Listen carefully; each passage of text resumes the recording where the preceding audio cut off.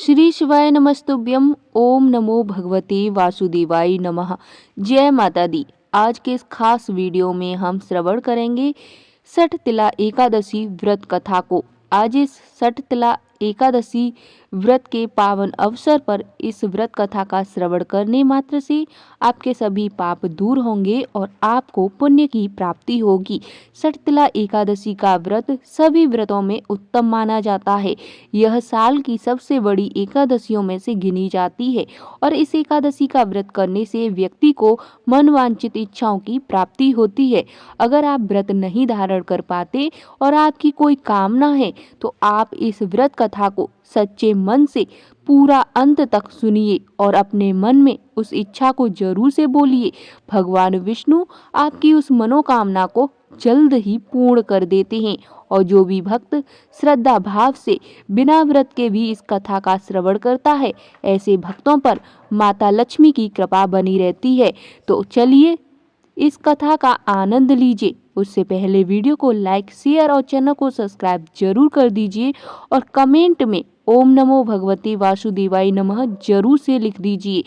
एक बार की बात है कि महाराज युधिष्ठिर ने एक संवाद में भगवान श्री कृष्ण से पूछा, हे जगन्नाथ, हे श्री कृष्ण आदि देव महादेव, जगपते माघ मास के कृष्ण पक्ष में कौन सी एकादशी आती है और इसे किस प्रकार करना चाहिए और उसका फल क्या होता है।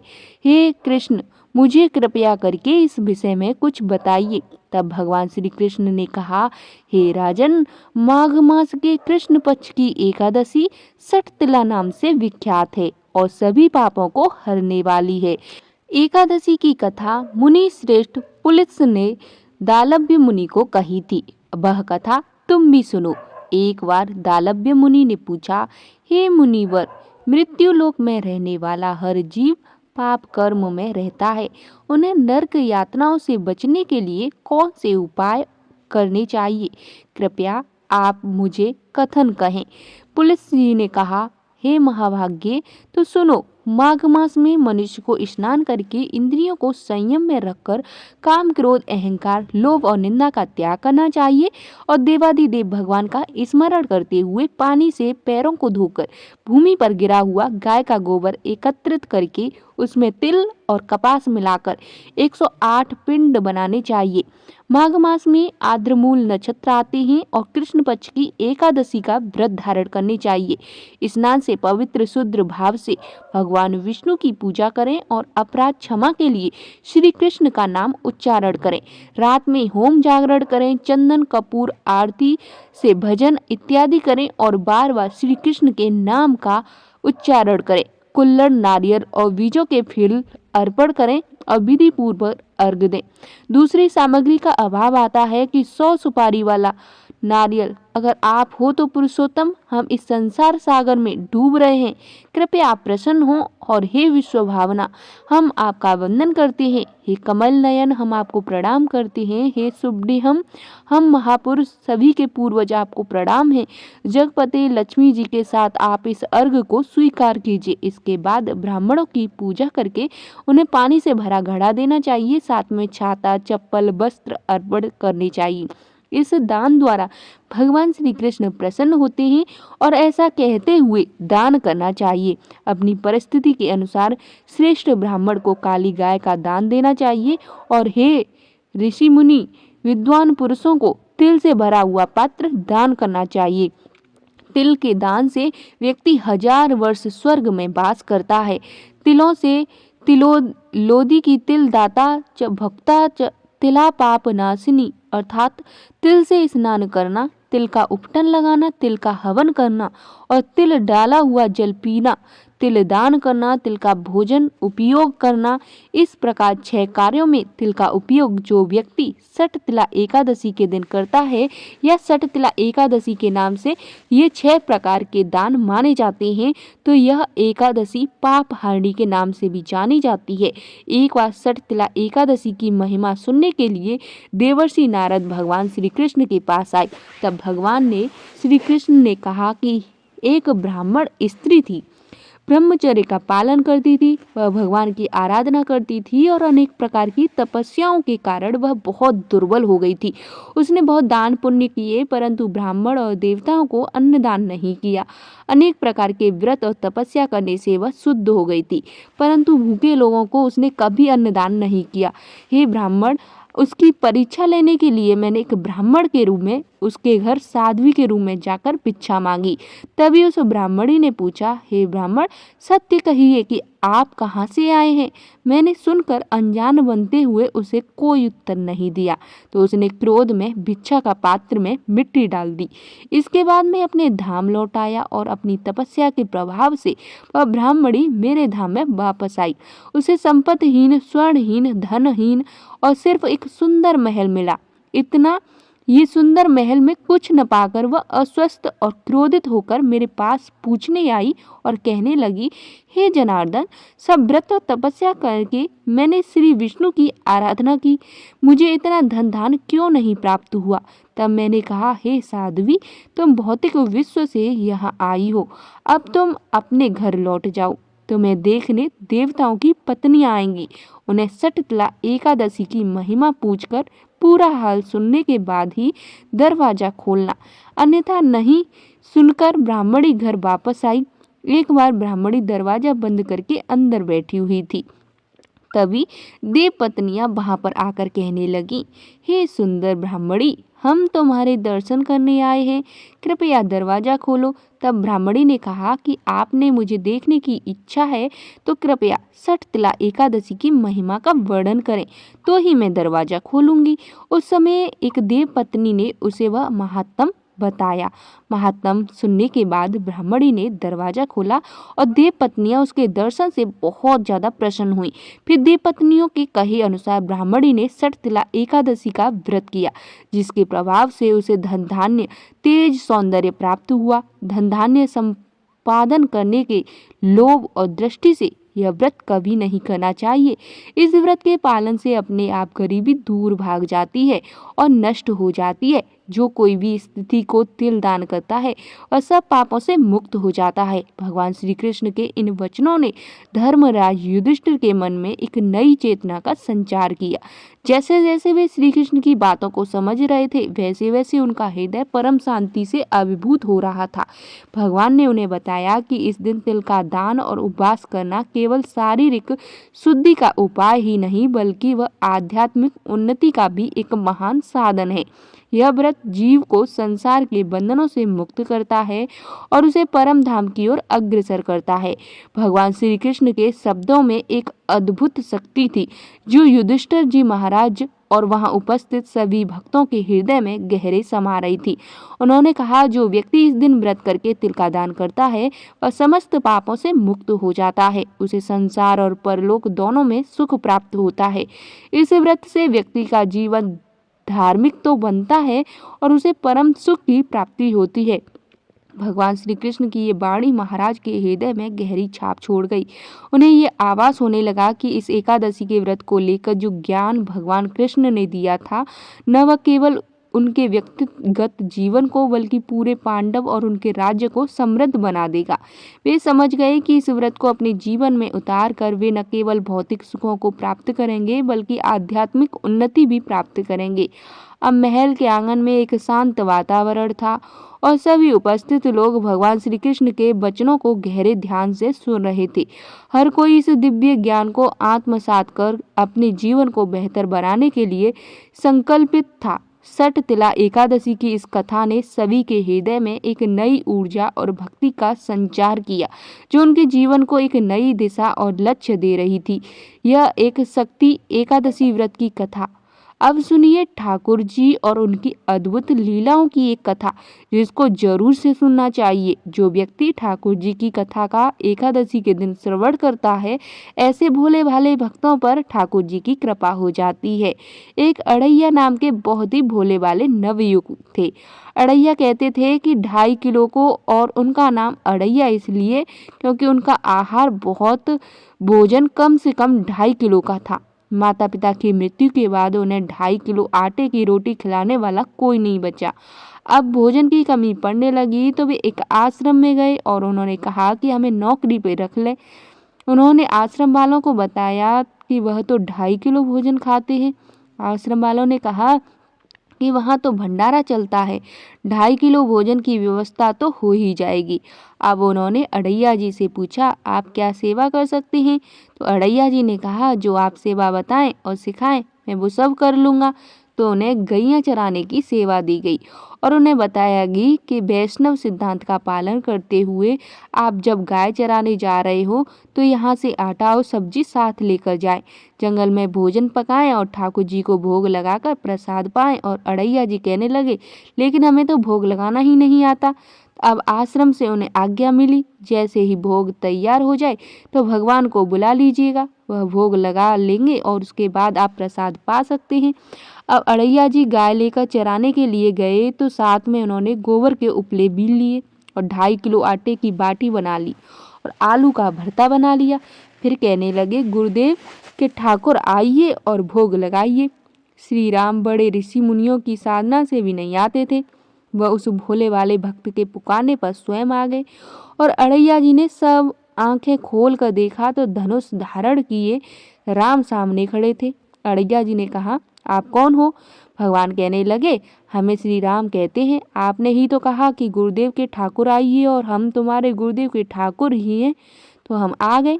तब श्री राम ने कहा कि आलू के भरते की तो बड़ी बड़ी अच्छी खुशबू आ रही है, हम भी तुम्हारे साथ खाएंगे। अड़ैया जी ने कहा, हमें तो लगा बस आपको भोग लगाना होता है, आप तो सच में खाते भी हैं क्या? श्री राम जी कहने लगे, सबका नहीं खाते, लेकिन आप जैसे भक्त जब पुकारते हैं तो उन्हीं का खाते हैं। अब अड़ैया जी बिल्कुल भोले वाले थे, कुछ भी नहीं जानते थे। इससे पहले ठाकुर जी की सेवा उन्होंने कभी की नहीं थी, कभी भोग लगाया था तो कभी नहीं था। तो अब भगवान जो बड़े बड़े मुनियों के ध्यान में भी नहीं आते थे, अब उस भोले भाले भक्त के सिर्फ एक बार बुलाने पे आ गए। राम जी कहने लगे कि आप आंख बंद करिए तो हम आपका भोग पाएंगे। अड़ैया जी ने सोचा कि प्रभु बस 1 या 2 बाटी खाएंगे और चले जाएंगे। बात आज 1-2 बाटी की नहीं थी, आज 2.5 किलो न सही, थोड़ा कम ही सही, ऐसे ही गुजारा कर लेंगे। लेकिन प्रभु श्री राम ने तो सारी बाटी और सारा भरता खा लिया। अड़ैया जी ने आंखें खोली तो देखा न तो भरता न बाटी, सब गायब हो गया। कहने लगे, प्रभु क्या आज हमें भूखा ही रखेंगे?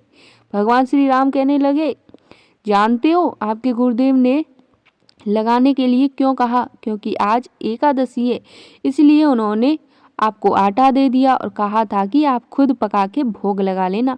अब आपको रोज आटा और सब्जी देंगे और आप पकाने के बाद हमें बुला लेना। तो अड़ैया जी ने पूछा, आप रोज आएंगे?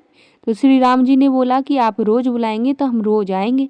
अब अड़ैया जी आश्रम पर जाकर अपने गुरुजी से बोले कि गुरुजी, आज तो आपने ठाकुर जी आए थे और हमारी सारी आटी खा गए, कल से हम 5 किलो आटा लेकर जाएंगे, 2.5 किलो तो तुम्हारे ठाकुर जी ही खा जाते हैं, 2.5 किलो हमारे लिए चाहिए, तो हमारे लिए तो कुछ बचता ही नहीं है, इसलिए हमें 5 किलो देना। यह सुनकर गुरुदेव जी को हंसी आ गई और सोचने लगे कि 2.5 किलो आटा भी इनके लिए कम पड़ जाने लगा। उन्होंने भंडारी से कहा कि पूछने की जरूरत नहीं है, यह जो भी मांगे इसे दे दीजिए। अगले दिन जब अड़ैया जी गाय लेकर जंगल पहुंचे तो गायों को चराने के लिए छोड़ दिए। उसके बाद उन्होंने चूल्हा तैयार किया, बाटी और भरता बनाया, पत्तल में भोजन परोसे। उन्होंने आंख बंद की और बोले, गुरुदेव ठाकुर जी पधारिए। आंखें खोलकर देखा तो आज तो श्री राम जी के साथ सीता जी भी आई थी। अड़ैया जी ने पूछा, ये कौन है? तो श्री राम कहने लगे, ये तो मेरी पत्नी है, तो कल क्यों नहीं बताया था आपने कि आपकी अर्धांगिनी भी है, यह भी भोजन करेंगी हमारे साथ? अड़ैया जी ने पूछा। तो प्रभु श्री राम कहने लगे, हाँ, यह भी हमारे जितना ही भोजन पाती है। अब अड़ैया जी कहने लगे कि ठीक है, भोग लगाइए गुरुदेव के ठाकुर। उनके ऐसा कहते ही माता सीता और प्रभु श्री राम सारी बाटी खा गए। अब अड़ैया जी सोच में पड़ गए। जैसे ही अड़ैया जी आश्रम गए तो गुरुदेव से कहने लगे, गुरुदेव कल से 7.5 किलो भोजन देना, क्योंकि आज तो आपके ठाकुर जी के साथ उनकी पत्नी भी आई। आश्रम में उनकी बातों पर किसी को विश्वास नहीं हो रहा था, उन्हें लगा कि ये पागला गया है। सारी बाटी खा जाता है और भूखा रहता है। गुरुदेव ने आज्ञा दी। उन्होंने कहा ठीक है, 7.5 किलो आटा इसे दे दिया जाए। अगले दिन उसकी बाटी बनाते बनाते दोपहर बज गए। पत्तल में परोस कर उन्होंने बोला, गुरुदेव के ठाकुर पधारो। इस बार श्री राम अपने साथ लखन जी और माता सीता दोनों को लेके आए। अड़ैया जी ने फिर पूछा, ये कौन आ गए आपके साथ? श्री राम जी बोले, इन्हें नहीं जानते, ये हमारे छोटे भाई हैं। अड़ैया जी बोले, आप पहले ही बता देते तो हम व्यवस्था करके आते। अब जितना भोजन मैंने बनाया उतना तो हम सबके लिए कम पड़ जाएगा। राम जी ने लक्ष्मण जी से कहा कि बहुत सरल भक्त है, तुम नाराज मत होना। जब वे तीनों चले गए भोजन पाकर, तो अड़ैया जी ने पत्तलों में से जूठन बची थी उसे खा करके अपनी भूख शांत की और उनको एक अद्भुत आनंद महसूस हुआ। अगले दिन वह फिर से आश्रम से 10 किलो आटा मांगने लगे। उन्होंने कहा कि गुरुदेव, आज तो ठाकुर जी के साथ उनके गोरे गोरे भाई भी आए थे। अब गुरु जी सोच रहे थे कि भला इस भोले भाले भक्त को श्री राम, सीता जी और लखन जी का अनुभव कैसे हो सकता है। अड़ैया जी ने आज 10 किलो आटा दिया और जंगल गए और फिर बाटी बनाई। फिर बोले, गुरुदेव के ठाकुर पधारो। आज तो उन्होंने देखा कि आज तो साथ में विशाल गदा लिए हनुमान जी भी आए हुए हैं। उन्होंने राम जी से पूछा, आज ये कौन है? राम जी कहने लगे, ये हमारे प्रिय सेवक हनुमान जी हैं। तो अड़ैया जी कहने लगे, प्रभु अगर एक बार में ही बता देते तो आपके कुल में कितने लोग हैं तो हम उतना ही भोजन का इंतजाम करके आते। आप एक एक करके आते हैं, आप एक बार बता दीजिए कुल कितने लोग हैं तो हम अपने गुरु जी से जाकर कह देंगे। यह सब बातें अड़ैया जी श्री राम जी से कह रहे थे। तब श्री राम जी ने हनुमान जी से कहा, गुस्सा मत होना, ये बहुत ही निराला भक्त है हमारा। अब कोई बात नहीं, जितना भोजन था वह सभी को पावना था। अड़ैया जी ने सबसे कहा कि प्रसाद पाइए प्रभु। सबने प्रसाद पाया और जो बच गया वो हनुमान जी ने खत्म कर दिया। आज फिर उसको भूखा वापस आना पड़ा। अड़ैया जी ने गुरुदेव से कहा, गुरुदेव कल से तो आप मुझे 5 किलो आटा अलग से दे दीजिए। आज प्रभु के साथ एक विशाल सेवक भी आया था। अड़ैया जी की बातें सुनकर गुरुदेव को आज बहुत ही अद्भुत लगा, क्योंकि उन्होंने सोचा कि प्रभु सच में करुणा करके इस भक्त को दर्शन दे रहे हैं। उन्होंने सोचा कि अगली बार ये वापस आए तो मैं इसकी परीक्षा लूंगा। इस बार वो 15 किलो आटा लेकर गए और बाटी बनाई। फिर बोले, गुरुदेव के ठाकुर पधारो। अब राम जी पधारे, साथ में 2 और लोग भी थे। उन्होंने श्री राम जी से पूछा, प्रभु यह कौन है? तो राम जी कहने लगे, हमारे 2 और भाई हैं, भरत और शत्रुघ्न। फिर आज सबने प्रसाद पाया और अड़ैया जी वापस आश्रम में आ गए। तो गुरुदेव से कहा, गुरुदेव कल से तो 20 किलो आटे की बोरी ही दे दीजिए। अब आपके ठाकुर के साथ इतने और ठाकुर आते हैं कि वो सब कुछ कम पड़ जाता है, और आपके तो इतने ठाकुर हैं कि हम उनके लिए अब दिन भर भोग ही बनाते रहेंगे, गैया कहाँ से चराएंगे। अब अगले दिन बहुत सारी व्यवस्था करके गए। आटे की बोरी ले गए, इस जंगल में ले जा कर के गायों को चराने छोड़ दिया और एक पेड़ के नीचे सामग्री रख करके खाना बनाने के लिए तैयार हो गए। आज उन्होंने कुछ नहीं पकाया और आवाज लगा दी कि गुरुदेव के ठाकुर पधारिए। अब प्रभु श्री राम आ गए तो कहने लगे, आज तो कुछ भी खुशबू नहीं आ रही, क्यों कुछ नहीं बनाया? तो अड़ैया जी बोले, प्रभु आपके साथ तो आपकी पत्नी सेवक हैं, इतने दिन से आप हमारे हाथ का प्रसाद पा रहे हैं, आज हम आपके हाथ का पाना चाहते हैं। तो प्रभु जी ने सीता जी की तरफ देखा, यह तो बहुत अलबेला भक्त है। सीता जी अनंत सामर्थ्यशाली थी और सभी शक्तियों की स्वामिनी। अड़ैया जी ने प्रभु से कहा, प्रभु हमने ना लकड़ी और ना ही उपला इकट्ठा किया, आपकी ये जो सेवक हैं इनसे कहिए कुछ करें। श्री राम जी ने हनुमान जी से उपला और लकड़ियां इकट्ठा करने को कहा, लक्ष्मण जी को चूल्हा जलाने को कहा, मैया सीता को भोजन पकाने के लिए कहा। उन्होंने प्रभु राम जी से कहा कि आप भोजन बनाइए, तब तक हम गायों को इकट्ठा करके आते हैं। अब वो भागकर आश्रम में गए और गुरुदेव से बोले कि गुरुदेव आज तो हमने आपके ठाकुर को पकड़ लिया और पूरी तरह से उनके परिवार सहित फंसा दिया। आज तो सारे ठाकुर मिलकर रोटी और बाटी बना रहे हैं। गुरुदेव जल्दी चलिए। गुरुदेव आपको शंका होती है ना, आज चलिए मैं आपको उनके दर्शन कराता हूँ और उनके हाथ से बना भोजन आपको खिलाता हूँ। गुरुदेव ने सोचा, ये तो पागल आदमी है। राम जी जो बड़े बड़े योगियों के ध्यान में भी नहीं आते, वो भला इस गंवार आदमी के ध्यान में कैसे आ जाएंगे, जिसको कोई ना तो नाम जपना आता है ना कोई ग्रंथ पढ़ना आता है। उसके भला सामने कैसे आ सकते हैं। लेकिन उन्होंने सोचा कि भगवान की दयालुता पर तो संचय नहीं करना चाहिए, चलकर देखते हैं सच्चाई है क्या। गुरुदेव निरंतर भजन परायण थे तो प्रभु के दर्शन के अधिकारी तो थे ही। अब जब वे वहां पहुंचे तो वहां तो पूरा का पूरा राम दरबार उपस्थित था। अब उन्होंने प्रभु के चरणों में साष्टांग प्रणाम किया और कहने लगे, प्रभु यह आपकी लीला समझ में नहीं आई। तब भगवान ने कहा कि देखो, जो ज्ञानी भक्त हैं मैं अत्यंत तर्क के द्वारा भी उनकी पकड़ में नहीं आता। जो विद्वान हैं उनकी बुद्धि मुझे छू नहीं सकती, लेकिन जो दीन हैं भोले हैं उनके सामने मैं अपनी दिव्यता और महानता को भूल जाता हूँ। देखो, तुम्हारे इस भक्त की आज्ञा पर हमारा पूरा परिवार इनकी सेवा में लग गया। ऐसा कह के प्रभु श्री राम गुरुदेव जी और उनके भक्त अड़ैया जी दर्शन देकर कृतार्थ कर अपने परिवार सहित अंतर्ध्यान हो गए।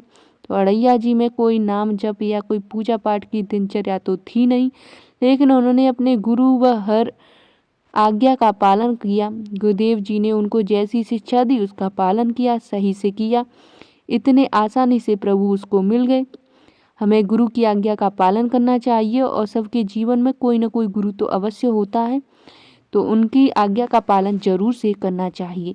तो यह तो थी भोले भक्त की कहानी। अब मैं आपको एकादशी की तुलसी माता की कहानी सुनाने जा रही हूँ। ये तुलसी माता की कहानी एकादशी में जरूर सुननी चाहिए।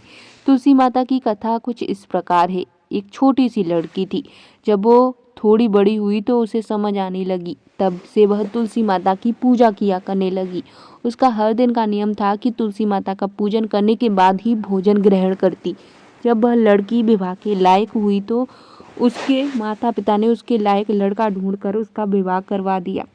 लड़की को उसके माता पिता ने दहेज में एक तुलसी का गमला दिया, जो कि वे जानती थी कि उनकी बेटी को तुलसी पूजन कितना प्यारा है और वे बिना तुलसी के पूजन किए कुछ खाती भी नहीं है। ससुराल में अब वह लड़की हर दिन सुबह उठते ही पूजा करती और तुलसी की पूजा करती, फिर उसके बाद ही खाना खाने बैठती। उसकी दो जेठानियां भी थीं। दोनों उसको इस तरह पूजा करता देख खूब मजाक उड़ाती। बड़ी नियम धर्म वाली बनती है। उन दोनों को उस लड़की से बहुत ईर्ष्या भी होती थी, इसलिए अक्सर वे दोनों तुलसी जी का गमला छुपा दिया करती। लड़की बड़ी मुश्किल से ढूंढ ढांड कर गमला लाती और अच्छे से साफ करती और फिर पूजा करती। उसके बाद ही कुछ खाती। आए दिन उस लड़की की जेठानी उसे सताने लगी और गमला छुपा दिया। किसी तरह ढूंढ ढांड कर वह तुलसी का गमला लाती और पूजा करती। दिन बीतते गए। एक दिन जेठानी ने क्या किया कि तुलसी का गमला दूर फेंक दिया। अब लड़की ने आसपास उस गमले को खूब देखा, परंतु गमला हो तो मिले, गमला तो था ही नहीं। लड़की बहुत परेशान हो गई, इतनी दुखी हो गई कि जब उसने तुलसी जी की पूजा नहीं की तो उसने खाना भी नहीं खाया, क्योंकि उसका रोज का नियम था। जब नियम टूटा तो वो बहुत उदास हुई। उस लड़की की सच्ची भक्ति देखकर इधर तुलसी माता उस पर प्रसन्न हो गई और उसके कमरे में अचानक तुलसी माता का गमला प्रकट हो गया। अगले दिन सुबह जब वह लड़की सोकर उठी तो उसने क्या देखा कि उसकी चारपाई के चारों कोनों पर तुलसी माता का गमला आ गया है। अब तो ये देखकर लड़की बहुत खुश हो गई और सोचने लगी, अब तो मेरी तुलसी माता को कोई चुरा भी नहीं सकेगा, क्योंकि तुलसी का गमला छुपा नहीं सकेगा। पूजा करने के लिए भी मुझे अब कहीं और जाने की ज़रूरत नहीं है, क्योंकि मेरी तुलसी मैया कोई फेंक ही नहीं सकेगा। ये सोचकर बहुत खुश हो गई। जल्दी से उठकर उसने स्नान किया, तुलसी माता की पूजा की और पूजा के बाद जब वह खाना खाने बैठी तो उसकी जेठानी उसका मजाक उड़ाने लगी। कहने लगी, लो देवरानी, नियम धर्म पूरा हो गया।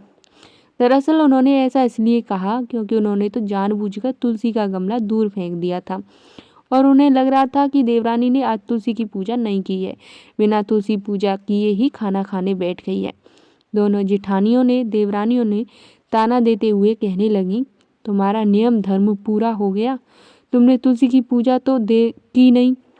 देवरानी धीरे से बोली, हाँ मैंने पूजा कर ली। जेठानी कहने लगी, अरे कहाँ से कर ली पूजा, गमला तो हमने फेंक दिया। ऐसा कह के जेठानी हंसने लगी। देवरानी कहने लगी, देख लो मेरे कमरे में खाट पर तुलसी जी लगी हुई हैं। अंदर जाकर जेठानियों ने देखा तो शर्मिंदा हुई। बोली, देवरानी तुम्हारी भक्ति में तो बड़ी सच्चाई है, हमने तो तुम्हें परेशान किया, तुम हो सके तो हमें क्षमा कर दो। तो बोली वाली देवरानी ने अपनी जेठानियों को क्षमा कर दिया। तब से देवरानी जेठानी मिलकर तुलसी जी की पूजा करने लगी और तुलसी पूजा से उनके घर में सुख समृद्धि के भंडार भर गए। उनके सभी दुख दूर हो गए। हे तुलसी माता, जैसे निर्मल बुद्धि आपने जिठानियों की वैसे सबकी करना। जैसे उनके घर भरे वैसे सबके घर भरना। खाली घर भंडार भरना। जो भी आपकी इन पवित्र पावन कथाओं को श्रवण करे उनके ऊपर सदैव कृपा बनाए रखना। तो ये तो थी एकादशी व्रत की कथाएं। उम्मीद है कि आपको ये कथाएं पसंद आई होंगी। वीडियो पसंद आए तो वीडियो को लाइक शेयर चैनल को सब्सक्राइब करना बिल्कुल मत भूलिए। कमेंट में ओम नमो भगवते वासुदेवाय जरूर से लिख दीजिए।